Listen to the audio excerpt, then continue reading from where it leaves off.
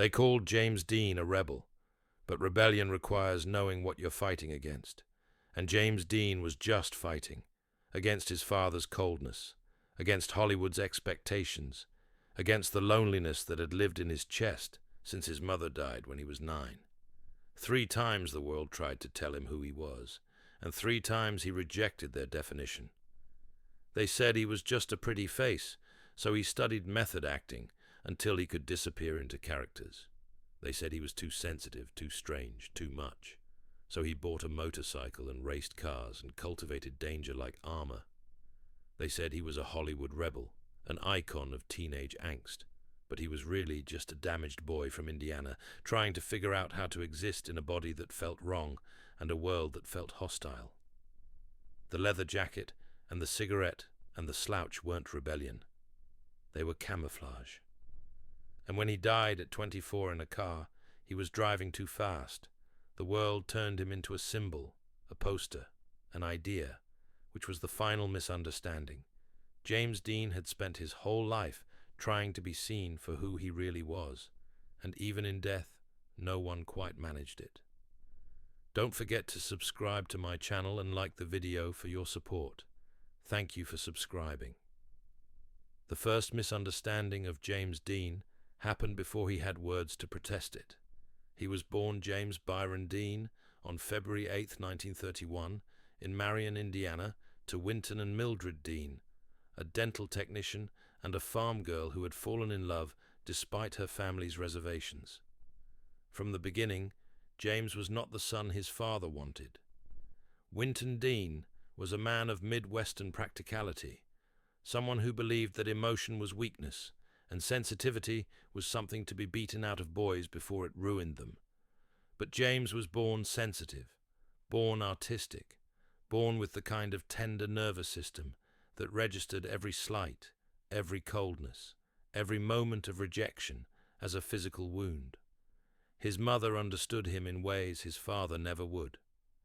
Mildred Dean was a gentle woman who wrote poetry in secret and played piano when she thought no one was listening. She recognized her son's differentness not as something to correct, but as something to nurture. She read him poetry, took him to dance recitals, encouraged his imagination when his father rolled his eyes at the boy who preferred drawing to baseball. In those early years in Fairmount, Indiana, where the family moved when James was 5, Mildred was his buffer against a world that seemed determined to crush anything soft. But buffers are temporary, and love is not immunity. When James was 9 years old, Mildred Dean was diagnosed with cervical cancer. The disease moved quickly, as cruel diseases do, and within months she was gone. James stood beside her casket in the Fairmount Friends Church, a small boy in an ill-fitting suit, and learned the first terrible lesson that would shape everything that followed. The people you love leave, and there's nothing you can do to stop them. His mother's death wasn't just loss. It was abandonment, betrayal, the fundamental breaking of the world's promise to protect children from unbearable pain. What Winton Dean did next would define his son's psychology for the brief remainder of his life. Unable or unwilling to raise James alone, overwhelmed by grief he couldn't express, and a son he didn't understand, Winton made a decision. He sent James to live with his sister and brother-in-law, Hortense and Marcus Winslow, on their farm in Fairmount. To Winton, it was practical. The Winslows had a stable home, a working farm, the means to care for a boy. To James, it was the second abandonment, coming so close on the heels of the first that they blurred together into one massive rejection. His mother had died. His father had sent him away. The message James absorbed, the one that would echo in his mind for 15 years, was simple and devastating. He was too much trouble to keep. The Winslows loved James as best they could, and Fairmount became the place he would always think of as home. But love from aunt and uncle couldn't fill the hole his father had carved. Marcus Winslow was kind but distant, a Quaker farmer who believed in hard work and quiet faith. Hortense tried to mother the boy, but James held himself at a careful distance. having learned that mothers die and leave you alone. He threw himself into farm work with a desperate energy, trying to prove he was worth keeping this time, trying to be strong and uncomplaining, and everything his father had seemed to want. But at night, alone in his room, James would put on his mother's old records and dance by himself in the dark, moving through steps she had taught him, trying to remember what it felt like to be understood. School in Fairmount was its own special torture. James was small, pale, bespectacled, artistic, every quality that marked a boy as different in rural Indiana in the 1940s. He was good at things that didn't matter in farm country. He could recite poetry, he could play piano, he could act in school plays, but he couldn't throw a baseball worth a damn, couldn't take a punch without crying, couldn't perform the casual cruelty that passed for male bonding among teenage boys. They called him sissy, fairy, mama's boy, even though his mama was dead, and that was precisely the problem. James learned to fight, not well but desperately, throwing wild punches that usually missed, but at least proved he wouldn't just take it. His drama teacher, Adeline Null, saw something in the strange, intense boy with the thick glasses and trembling hands. She cast him in school plays and watched him transform. The awkward, hunched teenager would straighten, fill the stage, become someone else entirely. On stage, James Dean wasn't the rejected son, or the dead mother's ghost, or the sissy from the farm. He was whoever the script said he was, and for those brief hours under the lights, he was free. Mrs. Norl encouraged him, nurtured his talent, told him he could be special if he tried. She became another in the long line of surrogate parents James would collect, people who saw his potential and tried to fill the father-shaped hole in his heart. But potential isn't the same as approval, and James Dean didn't want to be special. He wanted to be wanted. He wanted his father to come back to Fairmount and say, "I made a mistake. Come home. I need you." But Winton Dean had moved to California, remarried, started a new family, built a life that didn't include his first son, except as an obligation. When James graduated from Fairmount High School in 1949, Winton finally offered him something. Come to California, live with him and his new wife Ethel, enroll at Santa Monica College. It wasn't the reconciliation James had dreamed of, but it was proximity, and maybe proximity could become connection if he just tried hard enough. California in 1949 was a different planet from Indiana. Santa Monica was palm trees and ocean, and young people who dressed in colors James had never seen in Fairmount. He enrolled at Santa Monica College as a pre-law major, his father's choice, not his, and tried to be the son Winton wanted. But law was dry and lifeless, and James's soul was pulling him towards something else entirely. When he saw a notice for theater auditions, something in him broke open. He auditioned for a production of Macbeth, won a role, and discovered that the transformation he'd experienced on the Fairmount High stage hadn't been a fluke. Under the lights, disappearing into someone else's story, James Dean could breathe. His father hated it. To Winton Dean, acting wasn't a career. It was an embarrassment, a confirmation that his son was exactly as soft and impractical as he'd feared. The fights between them escalated.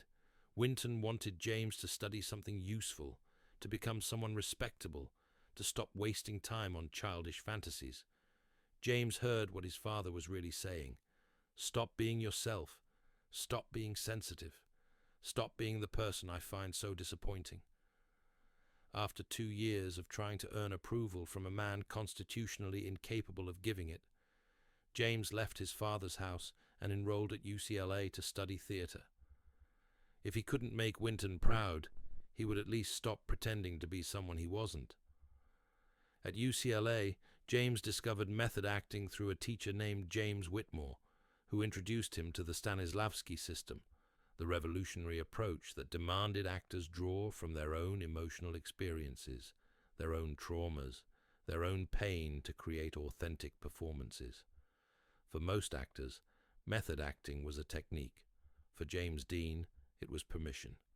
All the hurt he'd been carrying since his mother's death, all the rejection from his father, all the loneliness and confusion and rage, suddenly it had a use.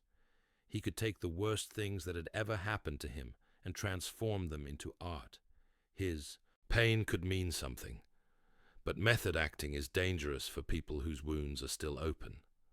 Where other actors learn to access emotion and then let it go, James Dean dove into his trauma and sometimes couldn't find his way back out. He would prepare for roles by deliberately triggering memories of his mother's death, his father's rejection, the beatings he'd taken in school. He would work himself into states of genuine despair, let the tears come from a real place of anguish, and then struggle to shut it off when the scene ended. His classmates were impressed, but disturbed. One of them later said watching James act was like watching someone bleed on stage. The performance was brilliant, but you worried the wound might be fatal. In 1951, James Dean made a decision that would change everything. He moved to New York City to study at the Actors Studio under Lee Strasberg, the high priest of method acting in America. New York in the early 1950s was where serious actors went to become great. Marlon Brando had studied there, Montgomery Clift, others who were revolutionizing what it meant to act on screen.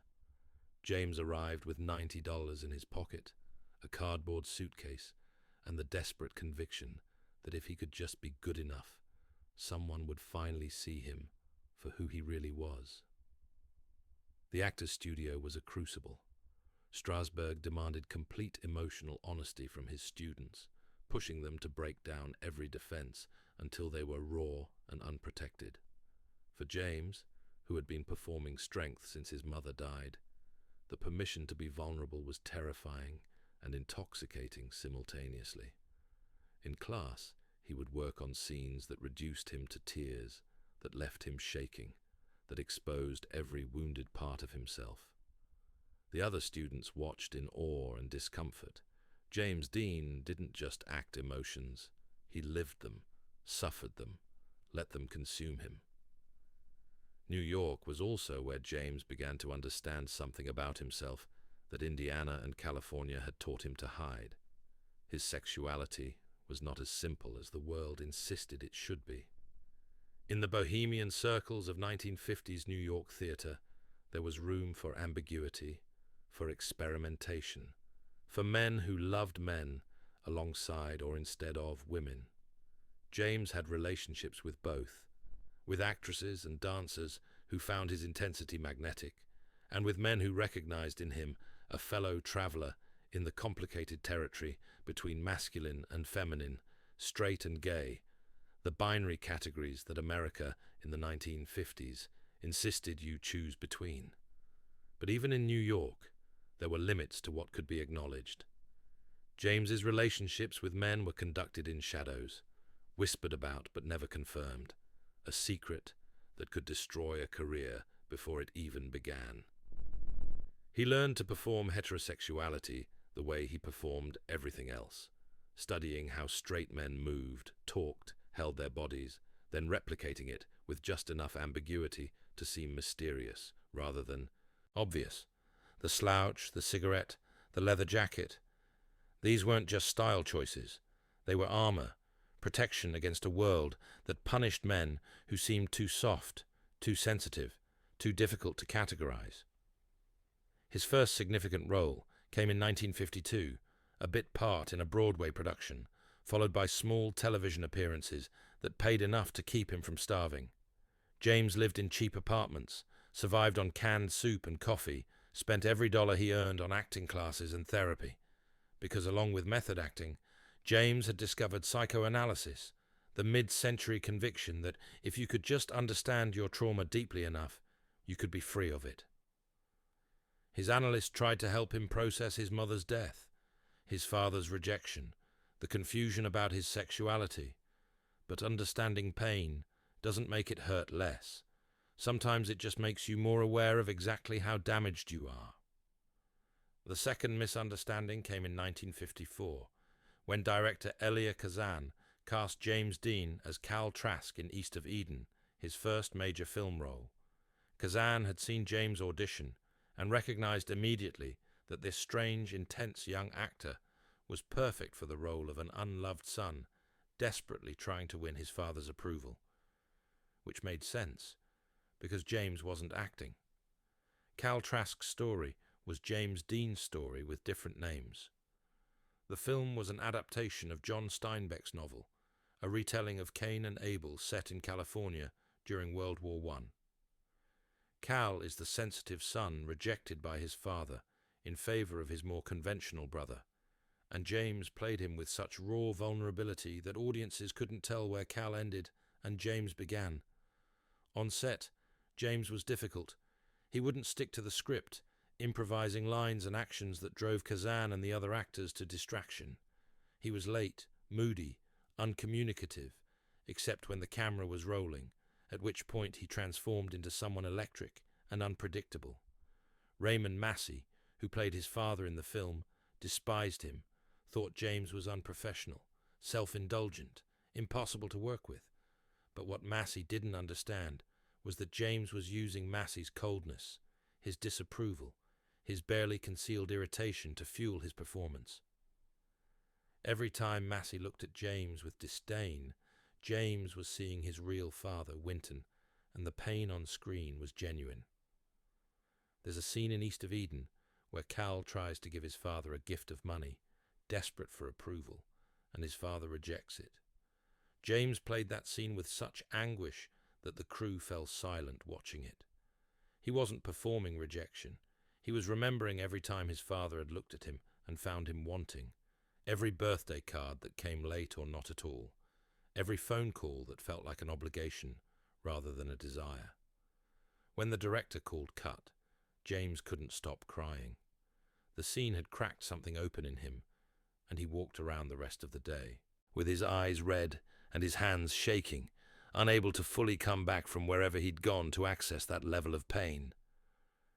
East of Eden premiered in March 1955, and suddenly James Dean was famous. Critics praised his performance as revelatory, a new kind of acting that felt dangerous and real.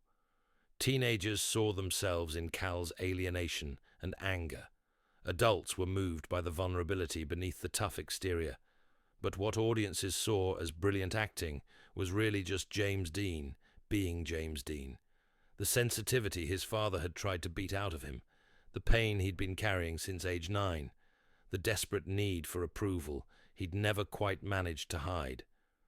Hollywood had wanted a performance, and James had given them his soul. The third misunderstanding was already being constructed before East of Eden even premiered. Warner Brothers had another film ready to go, one that would define James Dean forever, Rebel Without a Cause. Director Nicholas Ray had written the script specifically with James in mind, a story about a teenager named Jim Stark who doesn't fit in, who's looking for something to belong to, who's desperate to understand what it means to be a man when all the examples around him are failing.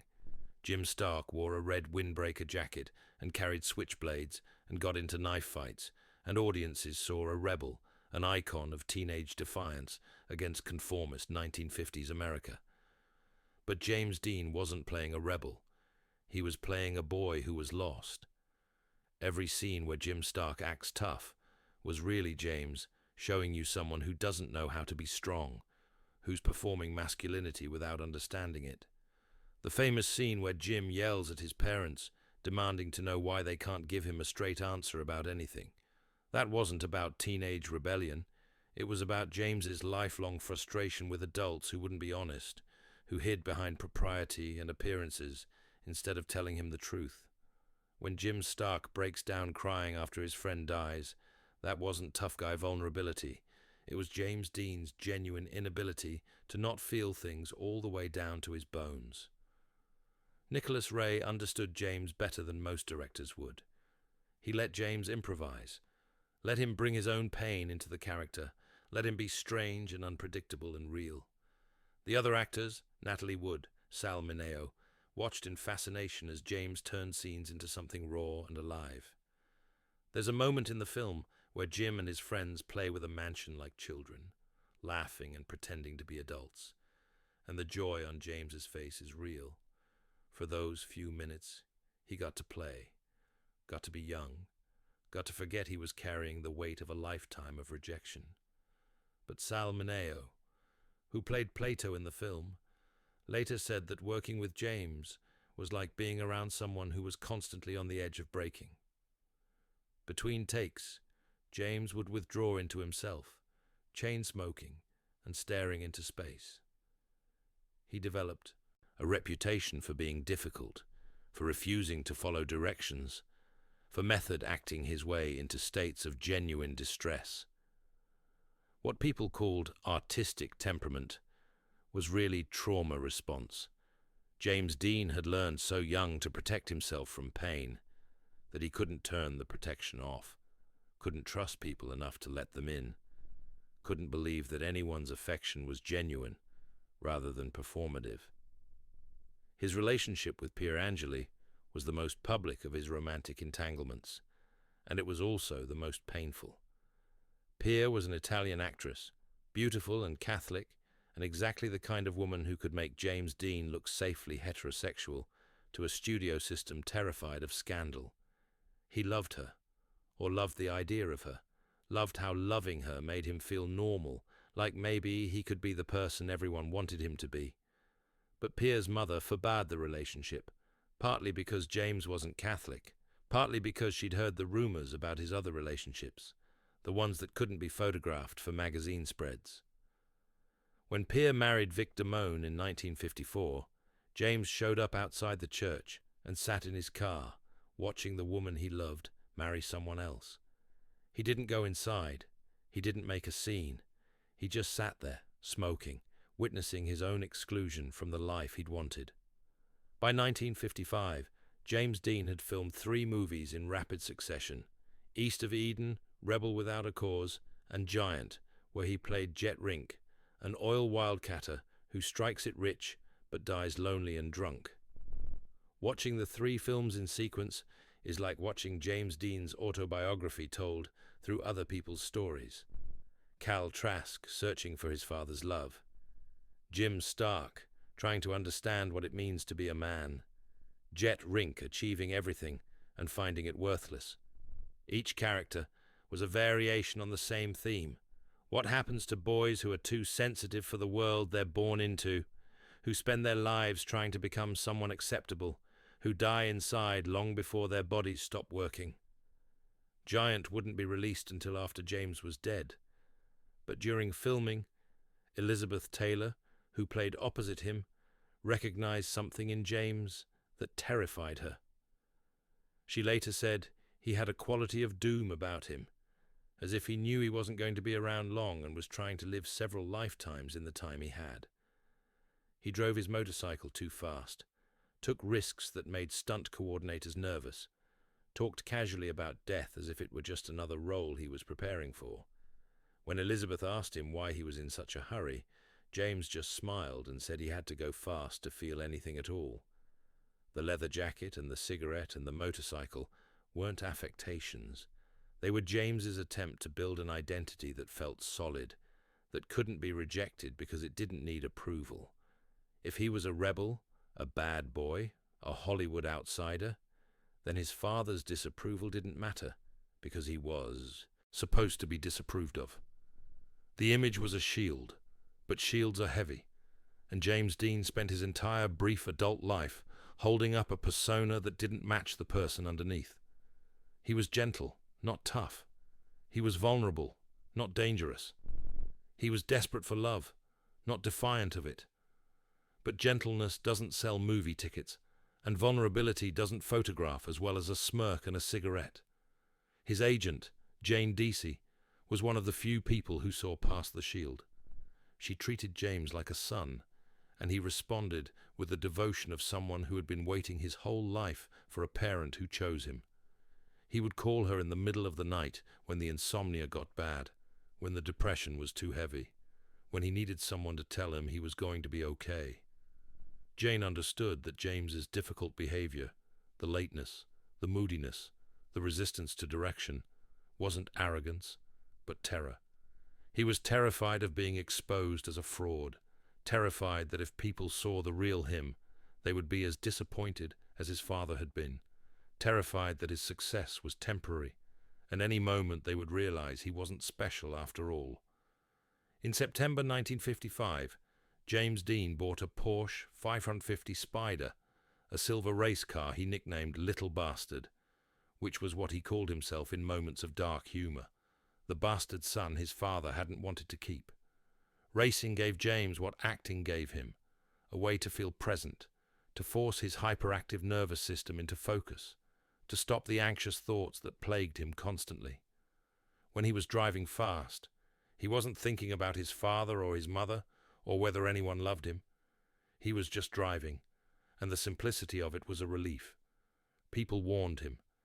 His friends, his agent, even Alec Guinness, the British actor who met James at a party and later claimed he looked at the Porsche and told James he would be dead within a week if he got into that car.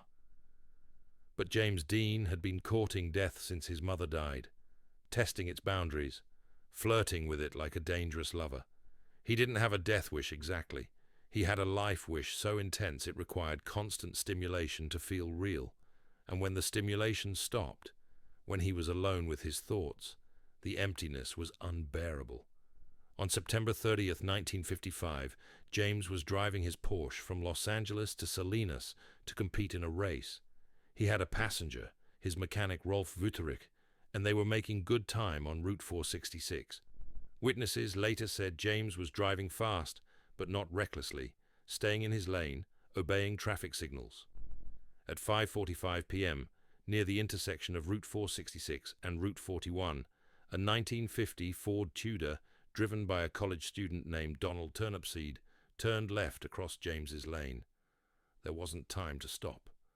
The Porsche hit the Ford nearly head-on. James Dean's neck was broken, his chest crushed. He was pronounced dead on arrival at Paso Robles War Memorial Hospital at 6:20 p.m. He was 24 years old. Donald Turnipseed, who survived with minor injuries, later said he didn't see the Porsche.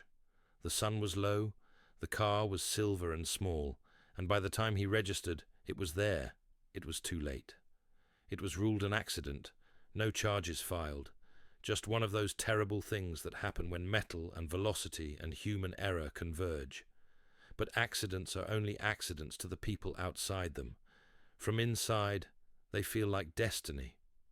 The world mourned James Dean, with an intensity usually reserved for presidents and saints. Thousands attended his funeral in Fairmount, Indiana, the small town that had watched him grow up and leave and become someone impossible. His father, Winton Dean, was there, finally present, finally paying attention, but James was past caring. The man who had spent 24 years trying to earn his father's approval was buried in the ground he'd walked as a lost boy, and Winton Dean would spend the rest of his life giving interviews about his son, profiting from the fame he'd once despised, claiming a closeness that had never existed. It was the final misunderstanding, the last indignity. Even in death, James Dean couldn't escape people telling stories about him that weren't true. Rebel Without a Cause was released 26 days after James died, and suddenly he was immortal. Teenagers who had felt alienated and misunderstood saw themselves in Jim Stark, saw someone who finally spoke their language, who felt their pain. The red windbreaker jacket became a costume, the slouch became a pose to imitate, the image became an icon. James Dean wasn't a person anymore. He was an idea, a symbol, a poster on a million bedroom walls. And with each year that passed, the real James, the sensitive boy from Indiana who wrote poetry and cried easily and just wanted his father to say he was proud, receded further behind the mythology. Giant was released a year after his death, and James was nominated for an Academy Award, the first posthumous nomination in Oscar history. He didn't win, but it didn't matter. The nomination confirmed what everyone already believed. James Dean was special, a once-in-a-generation talent cut down in his prime. But what made James Dean special wasn't his acting technique or his looks or his carefully cultivated image. What made him special was his inability to hide his wounds. Where other actors buried their pain and pulled it out for performances, James wore his on the surface, visible to anyone who looked closely enough. That's what the camera captured, what made his performances feel so raw and real. You weren't watching acting, you were watching someone bleed. His father, Winton Dean, outlived his son by 40 years. In interviews, he spoke about James with pride, claimed they'd been close, rewrote history to cast himself as the supportive parent he'd never been. Marcus and Hortense Winslow, the aunt and uncle who had actually raised James, stayed quiet, grieving in the Quaker tradition, without performance, without fanfare, with the dignity James had been too famous to afford. The Winslow farm in Fairmount became a shrine, fans making pilgrimages to see where James Dean had lived, as if proximity to the place could explain the person. Christopher Isherwood, the writer who had been friendly with James in Hollywood, later wrote that James Dean was the most misunderstood person he'd ever met, that everyone saw what they wanted to see in him and missed who he actually was. The studios saw a profitable rebel. Teenagers saw a voice for their alienation. Directors saw a difficult method actor. Women saw a sensitive romantic. Men saw a masculine ideal. But James Dean was none of those things, or all of them simultaneously, or something else entirely that couldn't be captured in a single image or interpretation. The sexuality question followed James even into death. Rumors circulated about his relationships with men, whispered in Hollywood, hinted at in biographies, never quite confirmed or denied. Some people who knew him insisted he was gay. Others insisted he was straight. Many suggested he was bisexual, drawn to people rather than genders. The truth, like most truths about James Dean, was probably more complicated than any single label could capture. He loved who he loved and was confused by who he was supposed to love, and spent his entire short life trying to figure out how to exist authentically in a world that demanded performance. Method acting, which James had embraced as liberation, was also his prison. He'd learned to access his trauma so completely that he couldn't always shut it off, couldn't separate James the person from James the performer. In his final months, friends said he seemed exhausted, hollowed out, as if he'd given away so many pieces of himself to characters that there wasn't much left of the original. The photos from that period show it. His eyes look tired, his smile doesn't quite reach them, his body language suggests someone who's ready to stop pretending. Fairmount, Indiana, built a museum dedicated to James Dean. Fans still visit his grave, leaving cigarettes and flowers and notes telling him they understand, they feel the same way, he spoke for them. The town that had once found him too strange, too different, too much now sells James Dean memorabilia and hosts James Dean festivals. It's sweet in a sad way, this posthumous embrace from the place that never quite knew what to do with him while he was alive. But that's often how it goes with misunderstood people. The world loves you once you're not around to complicate the narrative. The 3 films James Dean made remain startlingly fresh 70 years later. Watching East of Eden or Rebel Without a Cause or Giant, you can see the difference between James Dean and every other actor on screen. Everyone else is performing. James is just being wounded, being confused, being desperate, being real in a way that still feels radical. That's what method acting at its best can do. It can make performance indistinguishable from truth. But that's also what method acting at its worst can do. It can consume the performer, use them up, leave them with nothing left for the person they are when the cameras stop. James Dean died believing he was a rebel, believing the image he'd constructed was true, believing that toughness and speed and leather jackets made him someone his father might finally approve of. He died not understanding that the sensitivity his father had despised was actually his gift, that the vulnerability he tried to hide was what made him extraordinary, that being too much was better than being not enough. The motorcycle and the car racing, and the method acting and the dangerous living, they were all just James trying to outrun the boy he'd been, the one who stood crying beside his mother's casket while his father looked away. But you can't outrun yourself. The boy who was too sensitive for rural Indiana was still there inside the Hollywood Rebel, still crying in the dark, still wondering why his father sent him away, still trying to understand what he'd done wrong to make love conditional. Fame didn't heal that wound. Success didn't fill that hole. 3 brilliant films and a carefully cultivated image didn't make him feel less alone. And when the Porsche hit the Ford Tudor on that California highway, James Dean was still, at his core, a 9-year-old boy who missed his mother and wanted his father to love him. The final misunderstanding of James Dean is that we think we understand him at all. We've turned him into a symbol, an icon, a representation of teenage angst and 1950s rebellion. We've made him safe, digestible, simple, the rebel without a cause, the sensitive bad boy, the talented actor who died too soon. But symbols aren't people, and James Dean was achingly, complicatedly, messily human. He was wounded and brilliant and difficult and kind and scared and brave and gay and straight and neither and both and everything in between. He was his mother's sensitivity in his father's unforgiving world.